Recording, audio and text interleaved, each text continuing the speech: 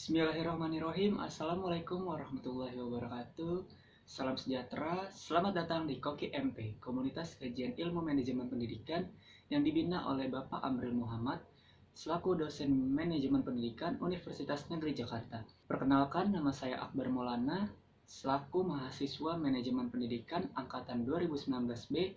Pada video kali ini saya akan menyampaikan materi tentang faktor-faktor yang mempengaruhi harga pada bauran pemasaran atau mix marketing yang bersumber dari buku Manajemen Pemasaran karya Insinyur Agustinus Sinta, MP. Selamat menyaksikan, semoga bermanfaat. Jangan lupa like, komen, dan subscribe ya. Terima kasih. Secara umum, ada dua faktor yang perlu diperhatikan dalam penetapan harga, yaitu faktor internal dan juga faktor eksternal.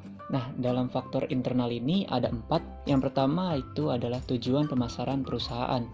Faktor ini merupakan faktor utama dalam penetapan harga. Tujuan ini meliputi maksimalisasi laba, mempertahankan kelangsungan hidup perusahaan, meraih pangsa pasar yang besar, menciptakan kepemimpinan dalam realitas, mengatasi persaingan, dan juga melaksanakan tanggung jawab sosial dan lain-lainnya. Yang kedua itu strategi bauran pemasaran. Harga juga harus dikoordinasikan dan saling mendukung dengan bauran pemasaran yang lainnya, yaitu produk, promosi, flash, dan juga lainnya.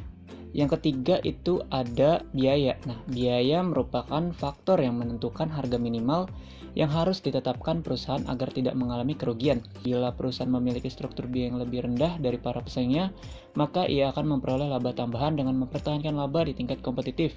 Laba tambahan tersebut dapat digunakan untuk mempromosikan produknya secara agresif.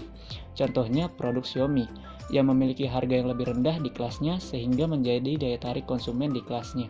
Yang keempat ada organisasi. Nah, maksudnya di sini adalah manajemen dalam hal ini perlu memutuskan siapa dalam organisasi atau perusahaan yang harus menetapkan harga. Pihak-pihak yang biasanya berpengaruh dalam penetapan harga yang diikut sertakan atau dilibatkan diantaranya adalah manajer marketing atau manajer penjualan, manajer produksi, manajer keuangan, dan juga akuntan. Lanjut ke faktor eksternal. Apa itu faktor eksternal? Faktor eksternal adalah faktor yang mempengaruhi penetapan harga dari luar perusahaan atau luar lingkungan perusahaan. Ada 3 yang mempengaruhi faktor eksternal dalam menentukan harga. Yang pertama, pengaruh dari struktur pasar yang dihadapi. Pengaruh dari struktur pasar yang dihadapi itu ada persaingan murni dan sempurna. Ciri-cirinya banyak pembeli dan penjual, tidak ada yang bisa mempengaruhi harga. Pembeli dan penjual merupakan pihak yang mengikuti harga atau price taker, bukan pihak yang menetapkan harga atau price maker. Dan juga tidak ada hambatan untuk masuk pasar dan mobilitas faktor produksi atau jasa sangat tinggi.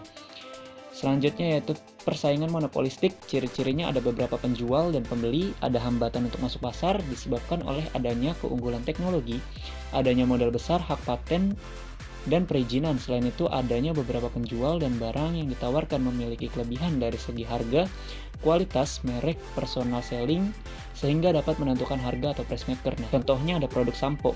Meskipun fungsi semua sampo sama, yakni untuk membersihkan rambut, tetapi setiap produk yang dihasilkan dari produsen yang berbeda memiliki ciri khusus, seperti ada yang anti dandruff, ada lepek, ada anti lepek, dan sebagainya yang menonjolkan keunggulan masing-masing. Terus selanjutnya ada persaingan oligopolistik. Contohnya industri minuman, kita tahu ada Aqua, Fit, Le Mineral, Sanqua, dan sebagainya. Selanjutnya ada monopoli murni. Nah, ciri-cirinya hanya ada satu penjual dalam persaingan ini. Nah, karena ada legalisasi dari pemerintah, harga ditetapkan secara berbeda menurut kasusnya. Bila barang tersebut merupakan kebutuhan masyarakat yang sangat vital, maka harga ditetapkan agar terjangkau oleh masyarakat atau disubsidi. Itu contohnya ada PLN, PT KAI, dan juga PAM.